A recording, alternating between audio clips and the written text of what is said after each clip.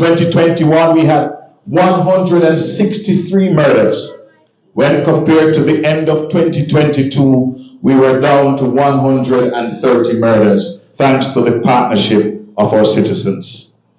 When we compare the corresponding period, March 12 last year to March 12 this year, last year this time we were at 23 murders. I'm happy to report that this year we are now at 12 murders, a reduction of 48%. In recognizing the gains of 2022, the management of the St. Andrews South Division, we have taken some strategic decisions. One, we have decentralized our operational support team. In each of the zones, we also have a component of the community safety and security arm.